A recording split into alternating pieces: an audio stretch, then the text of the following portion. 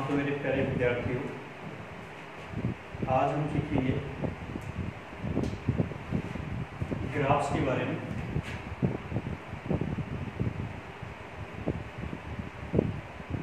जिसको हिंदी में बोलते हैं वक्र। ठीक है, तो थोड़ा ध्यान देना। ये एक ऐसा चैप्टर है जो कहीं पढ़ाया नहीं जाता। पहली चीज तो ये। दूसरी चीज, इसका महत्व बहुत ज़्यादा है, जो लगभग मैथ्स में हर एक चैप्टर में काम आएगा। ठीक है, तो आपका बेसिक चैप्टर ग्राफ्स है, एक बेसिक चैप्टर और है असमीकरण या इनइक्वालिटी। तो पहले हम ग्राफ्स के बारे में जानकारी लेंगे, क्योंकि आप 10th से 11th क्लास में जाने वाले बच्चे हो। तो 10th से 11th में जाने में बच्चों को एकदम से ग्राफ्स के बारे में जानकारी नहीं होती है, लेकिन हम महत्वपूर्ण चीज़ों के बारे में जानकारी पूरी लेंगे। तो वो कैसे लेंगे, देखो आपने अभी तक 10th क्लास में एक चैप्टर होता है रैखिक समीकरण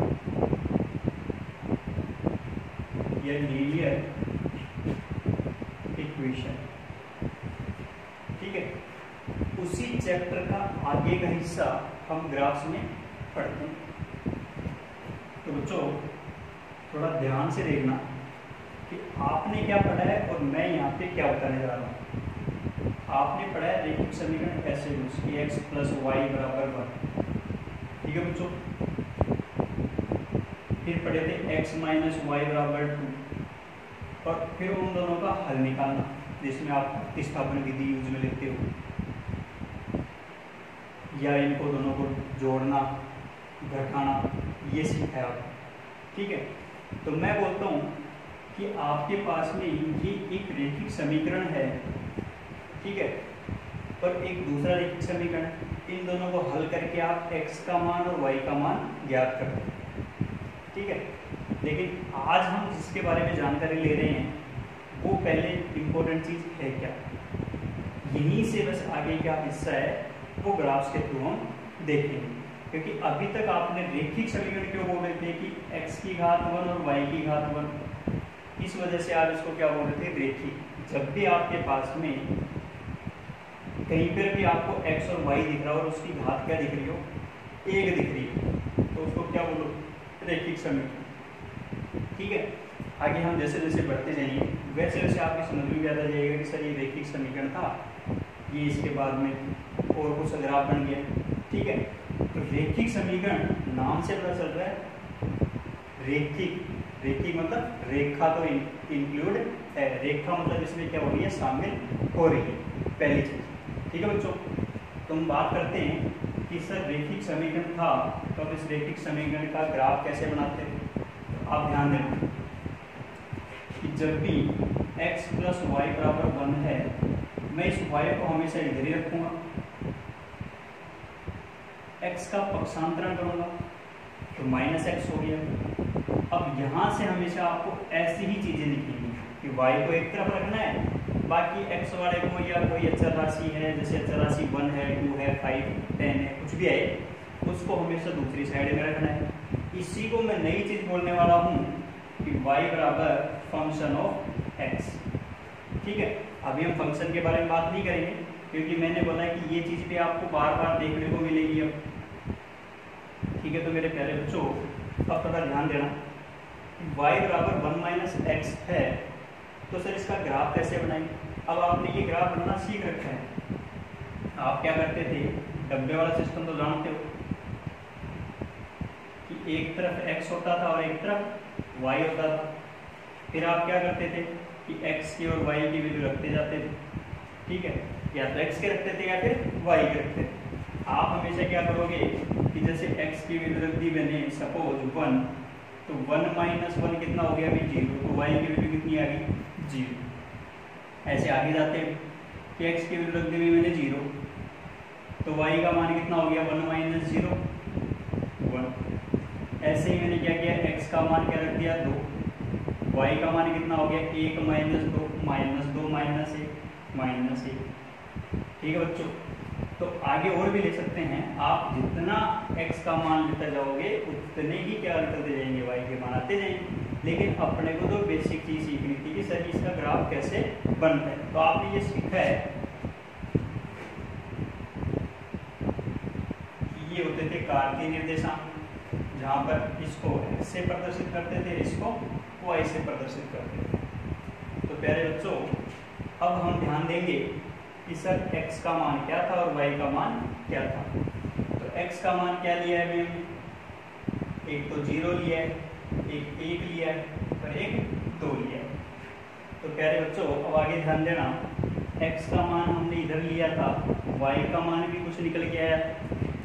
तो y का मान क्या है, x बराबर 1 लेने पर, x बराबर 1 लेने पर y का मान कितना आ रहा है 0। अच्छा, इसका मतलब ये बिंदु आ गया। ठीक है, तो प्यारे बच्चों अब अगली वाली चीज पे जाओ, x का मान 0 तो y का मान कितना आ रहा है 1। जब x का मान 0 तो y मान लेते हैं यहाँ कहीं पर 1 है, यहाँ कहीं पे 2 है, यहाँ कहीं पे -1 है, यहाँ कहीं पे -2। तो प्यारे बच्चों अब ध्यान दो, x का मान 0 y का मान 1, तो x का मान 0 y का मान 1, तो ये बिंदु आ गया अभी। आगे ऐसे और प्रोसीड करते हैं, x का मान 2 और y का मान -1, x का मान 2 y का मान -1। तो मेरे प्यारे बच्चों अब आपको दिखाई दे रहा होगा कि ऐसे और भी बिंदु बनते जाएंगे, x के मान चेंज करते जाएंगे, y के मान भी आते जाएंगे, क्योंकि अपने पास एक सिंपल सा रूल दिया था कि y बराबर 1 - x होता है। चलो अब इन सबको क्या कर देते थे, अपन मिला देते थे।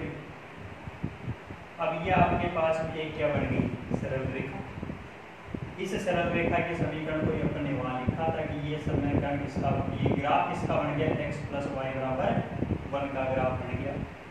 तो मेरे प्यारे बच्चों आपको अभी तक ये समझ में आ गया होगा, ये चीजें तो सर हमने 10वीं क्लास में पढ़ी, बिल्कुल सही बात है प्यारे बच्चों। ये आगे की क्लासों में भी ऐसा ही कुछ है, बस हम बेसिक से चीजों को क्या करेंगे, डिस्कस करेंगे और उन्हीं से अपन आगे बढ़ेंगे। ठीक है, तो बच्चों अभी तक हमने रैखिक समीकरण के बारे में देखा। अब इस रैखिक समीकरण से ही हम आगे बढ़ते हैं। अब जब भी कभी आपको ये बोले कि सर एक ऐसा समीकरण था, आपको ग्राफ बनाना हो, आप आराम से उसका क्या कर सकते हो, ग्राफ बना सकते हैं। ठीक है बच्चों, तो बच्चों अब आगे बढ़ते हैं कि कुछ चेंज करते हैं। मैंने बोला कि रैखिक समीकरण या रेखा का ग्राफ तो आपने बनाना सीख लिया, अब बनाना सीखते हैं हम। कहीं पे आपको ऐसा कुछ मिल जाए y = x², कहीं पर आपको क्या मिल जाए y = x²।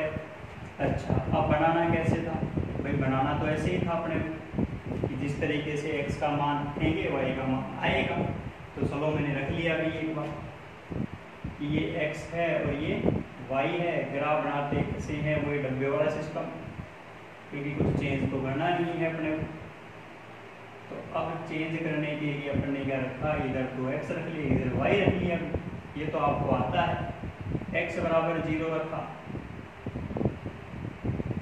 x = 0 रखने पर y बराबर भी कितना हो गया 0। x = 1 रखने पर y बराबर भी कितना हो गया 1। x = -1 रखने पर -1 का स्क्वायर क्या हो गया +1। और भी आप रख सकते हो कि x = 2 रखो तो y बराबर कितना आ जाएगा 4 आ जाएगा। तो मेरे प्यारे बच्चों अब आपको थोड़ा थोड़ा समझ में आने लग जाएगा कि ये हो क्या रहा है। तो बच्चों अब ध्यान दो, सपोज ये 1 है, ये 2 है, ये 3 है, इधर जाएंगे तो -1 है, -2 है, -3 है। कार्तीय निर्देशांक के बारे में आपको थोड़ा बहुत जानकारी है, जहाँ पर आप ग्राफ ही ग्राफ बनाते थे, लेकिन वो बनाते थे कैसे, रेखा वाले ग्राफ बनाते थे। अब हम क्या करते हैं, थोड़ा आगे बढ़ते हैं। चलो, तो x का मान 0, y का मान 0, तो बन गया क्या बच्चों 0 0, यही बिंदु आ गया। फिर मैंने बोला x का मान 1, y का मान भी 1, x का मान 1, y का मान भी 1 रखो भी, ये आ गया बिंदु भी। चलो आगे बढ़ते हैं। x का मान -1, y का मान 1, x का मान -1, y का मान 1, बिंदु आ गया। अच्छा, x का मान 2, y का मान 4, तो x का मान 2, सपोज ये 3 है, ऊपर कहीं पे 4 है। x का मान 2, y का मान 4, ये यहाँ कहीं पहुँच गया। ऐसे मैं बोलूँ कि x का मान -2, तो y का मान फिर प्लस का 4, तो मतलब ये भी कहाँ पहुँच गया, अभी यहाँ कहीं पहुँच गया। तो मेरे प्यारे बच्चों, अभी तक हमने क्या देखा था कि सर रेखा में तो हमने एक रेखा बना दी।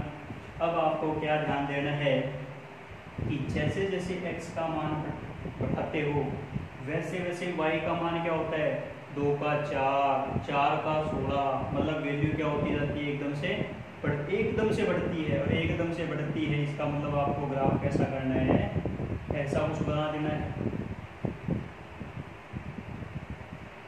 ये बन गया अभी।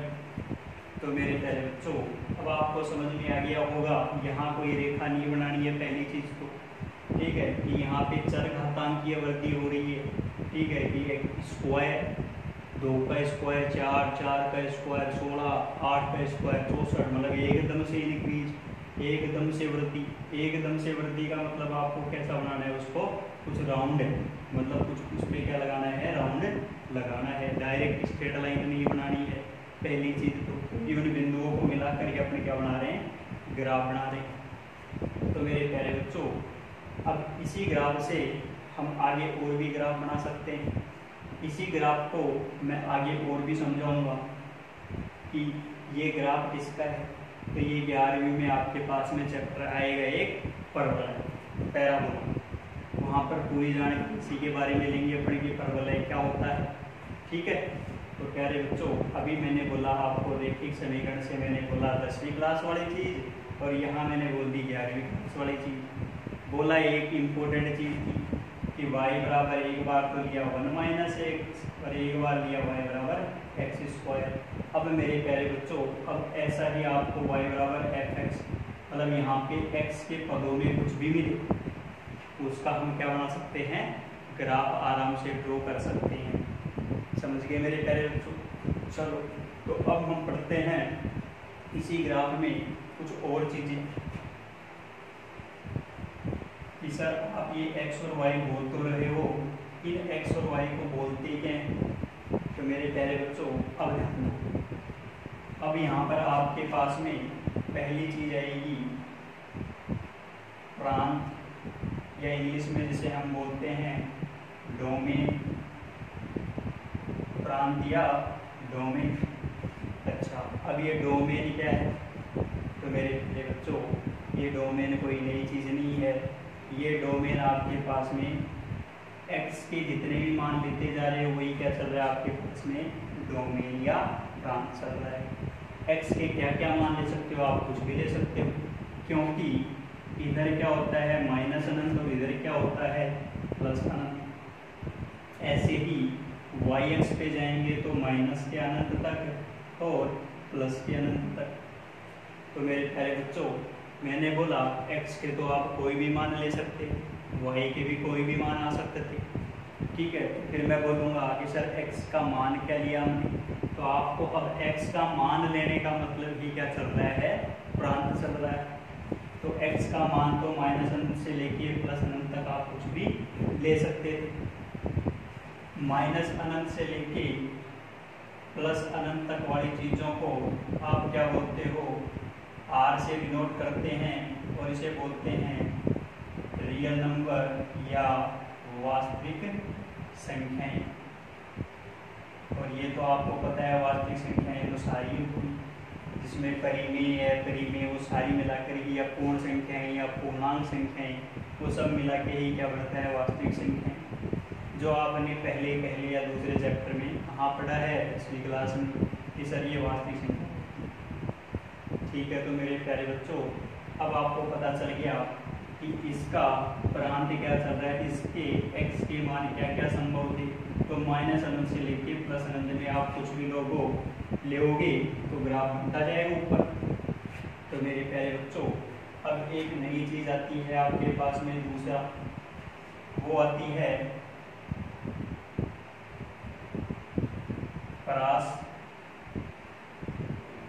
या फिर बोलते हैं उसको रेंज। क्या बोलते हैं? परास या रेंज। तो मेरे बच्चों, मैंने बोला x के मान, तो बोल दिया प्रांत। मैंने बोला y के मान, क्या हो जाएगा? परिसर या रेंज। तो मेरे प्यारे बच्चों, मैंने बोला इसका डोमेन तो सर वास्तविक संख्या ही था। अब मैं बोलूँ सर ये y के मान कौन कौन से हैं? अब ग्राफ से ही अपने को पता चलेगा। देखो कि कहाँ से शुरू कर रहे हैं ग्राफ को। y बराबर 0 है यहाँ पर, ये 0 से लेके कहाँ तक जा रहा है? जहाँ तक ग्राफ ऊपर की तरफ जा रहा है उसी को क्या बोलने वाला हूँ?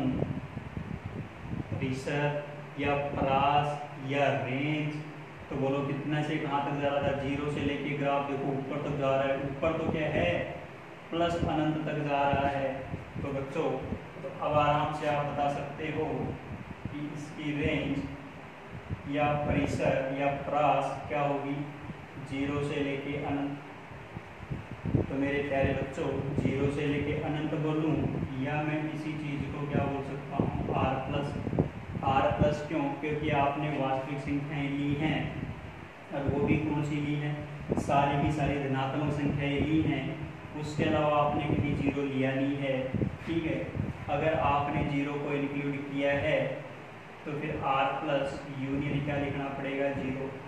अब मेरे प्यारे बच्चों, एक नई चीज़ यहाँ से आपको और सीखने को मिलेगी, वो मैं अभी बताता हूँ कि जब आपने x बराबर 0 रखा तब y बराबर 0 आया था। इसका मतलब आपके पास में वो चीज़ शामिल थी। जो भी चीज़ अपने पास x के मान रखने पर y का मान रखूं और वो चीज़ शामिल हो जाए तो उसको हम लिखेंगे बड़े ब्रैकेट से।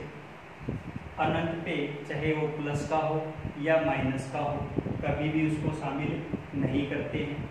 0 को शामिल करना मतलब बड़ा ब्रैकेट, अनंत को शामिल नहीं करना मतलब छोटा ब्रैकेट। ये आगे मैं इसी ग्राफ के चैप्टर के बाद में या इसी ग्राफ के थ्रू ही आपको और कुछ चीज़ें बताऊंगा कि ये क्या दे रखे हैं सर, इनके बारे में हमने देखा ही नहीं, इनके बारे में भी हम जानकारी लेंगे। ठीक है, तो मेरे बच्चों, अभी तक आपको इस चीज़ के बारे में कुछ समझ में आया होगा।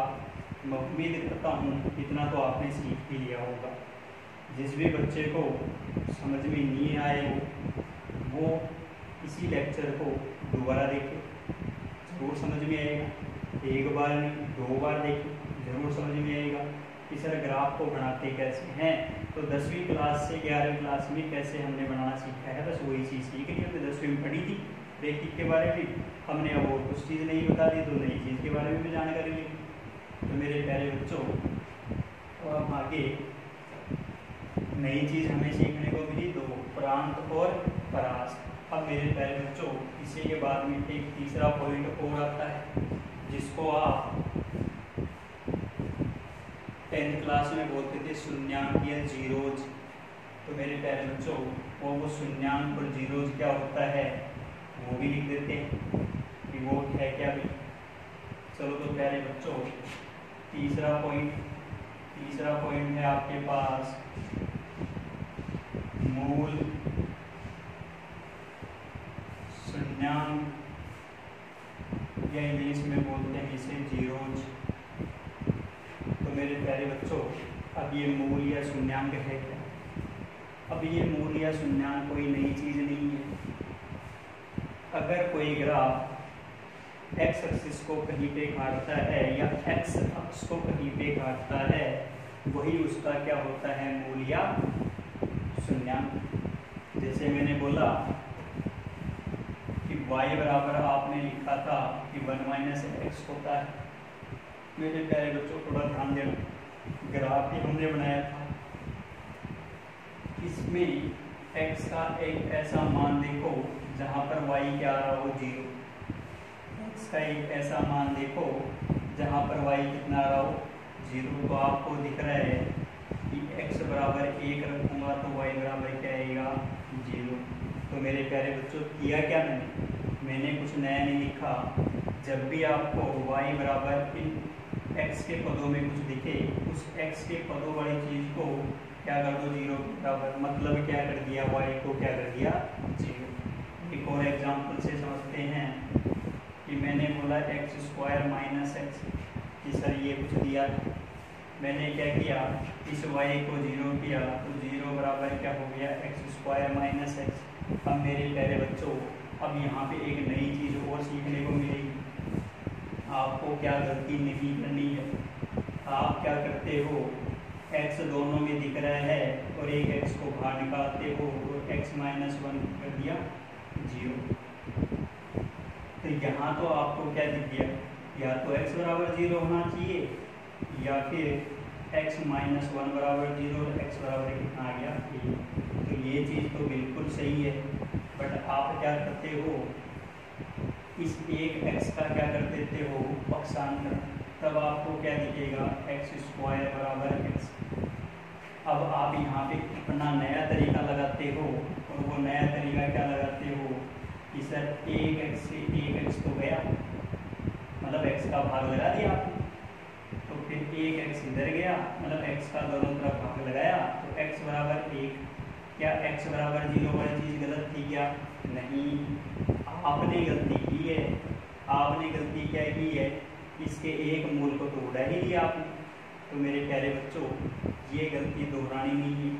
पहली चीज़ मैथ्स का बेसिक फंडा होता है कि जो चीज़ कट रही हो वो काटने से उसको देखो कि कटेगी कब। यहाँ पर आपके पास मूल निकलते दो, क्योंकि मूल ही तो निकाल रहे हो। y को 0 करने का मतलब क्या है कि आपने मूल निकाला। क्यों? क्योंकि ये चीज़ें देखो छोटी छोटी चीज़ें हैं लेकिन बहुत बड़ी हैं, क्योंकि एक छोटे से क्वेश्चन से ही बड़ा क्वेश्चन क्या होता है गलत होता है। अब वो गलत कैसे होता है, देखो कि जो चीज़ें लिखी हैं मैथ में वो परफेक्ट होनी चाहिए। परफेक्ट कैसे कि अगर आपने x बराबर 1 रखा कहाँ पर 0 बराबर एक्स स्क्वायर माइनस इसमें x बराबर आपने 1 रखा, तो रखने पे हुआ क्या 1 का स्क्वायर 1 माइनस 1 माइनस 1 0, 0 बराबर 0, मतलब दोनों चीज़ें क्या थी सत्यापित की कि ये चीज़ तो सही है भाई, 0 बराबर तो 0 ही होता है। अच्छा अब ये 0 बराबर 0 तो और कहीं पे भी हो सकता था। अगर आपने ये किया होता तो फिर आपने एक चीज़ तो गलती कर दी कि सर x बराबर 0 होता तो भी तो 0 माइनस क्या होता 0 होता, और 0 माइनस 0 होता तो भी आपके पास में क्या होता 0 बराबर 0। कब जब x बराबर 0 रखती, तो इसका मतलब आपने कहीं ना कहीं मैथ में ही गलती की है। तो मेरे प्यारे बच्चों ये छोटी छोटी चीज़ें हैं जो मैथ्स को मजबूत बनाती हैं, तो आपको ये गलतियाँ नहीं दोहरानी। पहली चीज़ तो मेरे प्यारे बच्चों हमने अभी तक 3 चीज़ों के बारे में जानकारी ली। पहली चीज़ डोमेन क्या होता है या प्रांत क्या होता है, दूसरी चीज़ परास या परिसर या रेंज क्या होता है, तीसरी चीज़ द्विरोज या शून्याङ्क या मूल क्या होते हैं। तो मेरे प्यारे बच्चों अभी तक मैंने जो चीज़ बताई वो आपको समझ में आई होगी। अब किसी जीरोज के बारे में बात करें या शून्याङ्क के बारे में बात करें तो क्या सर ये एक्स एक्सिस को ये ग्राफ कहीं काट रहा था क्या? तो मेरे प्यारे बच्चों आपको ये समझ में आ रहा होगा, एक ऐसा बिंदु है जहाँ पर ये क्या कर रहा है ग्राफ को काट रहा है। तो मैं इस ग्राफ की अगर बात करूँ तो इसका शून्याङ्क कितने हैं, तो मैं लिखूँगा शून्याङ्कों की संख्या। कि जो भी ग्राफ एक्स एक्सिस को जितनी जगह काटे वही क्या है जीरोज या शून्याङ्क। कितनी जगह काट रहा है भी ग्राफ, एक ही जगह काट रहा है, तो शून्याङ्कों की संख्या कितनी है 1। फिर मैं बोलूँ कि सर वह शून्याङ्क का मान कितना है, तो शून्याङ्क का मान बेटा आपको दिख रहा है कि x का ऐसा कौन सा मान है। ग्राफ तो ये था ना भाई कि y बराबर एक्स स्क्वायर दे रखा था, मैंने क्या बोला था कि y बराबर क्या रख दो 0, तो एक्स स्क्वायर बराबर 0, इसका मतलब क्या हो गया x बराबर 0। तो x बराबर 0, x बराबर 0, x बराबर 0 इस रेखा को बोलते हैं। तो बच्चों x बराबर 0 बोलूँ या मैं क्या बोलूँ y x, यही इसका एक शून्यांक है, ये इसका एक मूल है। तो मेरे प्यारे बच्चों, अभी तक हमने 3 चीज़ें पढ़ी, रेंज के बारे में, डोमेन के बारे में और ऊपर से जीरोज के बारे में। अभी हम कुछ आगे और चीज़ें देखते हैं।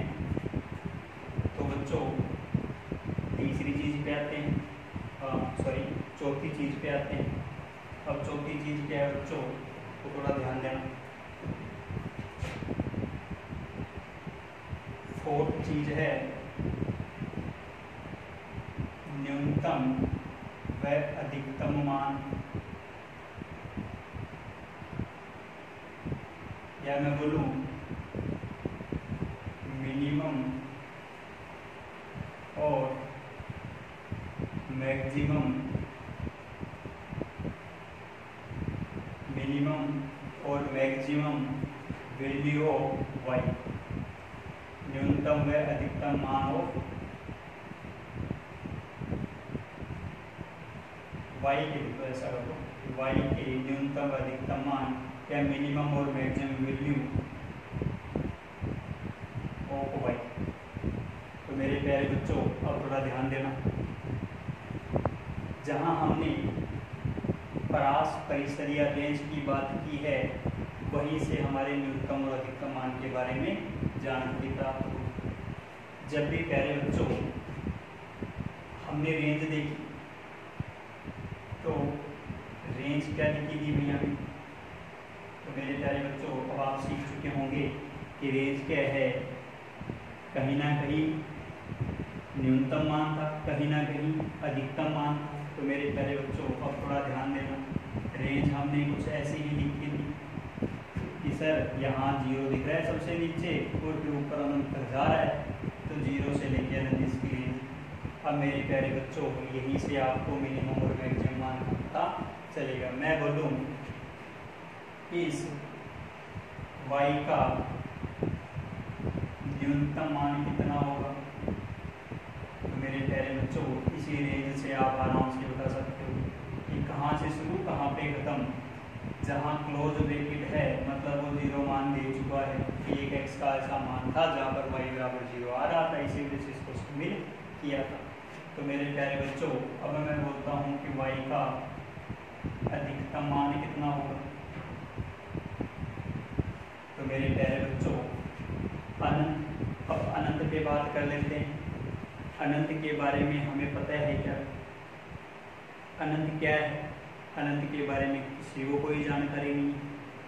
तो मेरे प्यारे बच्चों, जिस चीज़ के बारे में हमें कुछ पता ही नहीं हो, तो हम उसका क्या बता सकते हैं कि वो अनंत पे होगी? हमें नहीं पता कि वो कितनी होगी। क्यों? क्योंकि इनफाइनाइट का तो कुछ पता ही नहीं है, अनंत का तो कुछ पता ही नहीं है। तो अनंत का पता नहीं है, तो y का अधिकतम मान कितना ले सकते हो आप? 10,000 ले सकते हो, 10 लाख ले सकते हो, 10 करोड़ ले सकते हो, कितना ले सकते हो? बता ही नहीं सकता। तो मैं क्या लिखूंगा? विद्यमान नहीं, क्योंकि जब जिसके बारे में जानकारी ही नहीं हो तो हम उसका अधिकतम मान के बारे में कैसे बता सकते हैं कि अनंत कितना होगा। तो मेरे प्यारे बच्चों, अब आपको समझ में आ गया होगा कि हमने 4 चीज़ों के बारे में आज जानकारी ली है। सबसे पहली चीज़ डोमेन क्या होता है, डोमेन के बाद में रेंज क्या होता है, रेंज के बाद में रूट्स क्या होते हैं या जीरोस क्या होते हैं। फिर उसके बाद में हमने जानकारी ली कि न्यूनतम मान कैसे देखते हैं ग्राफ में और अधिकतम मान कैसे देखते हैं। तो मेरे प्यारे बच्चों, अभी तक जो पढ़ाया मैं उम्मीद करता हूँ वो आपको ज़रूर समझ में आया होगा। अब इसी पे हम आगे और कुछ क्वेश्चन करेंगे। अब मैं आपको कुछ क्वेश्चन ग्राफ के थ्रू दूंगा और उसमें पूछूंगा इसके जीरोज के हैं, रूट्स के हैं। तो मेरे प्यारे बच्चों, ऐसे ही मेरे साथ बने रहो। अगले वाले लेक्चर में आपको इसी चीज़ के बारे में कुछ जानकारी और मिलेगी।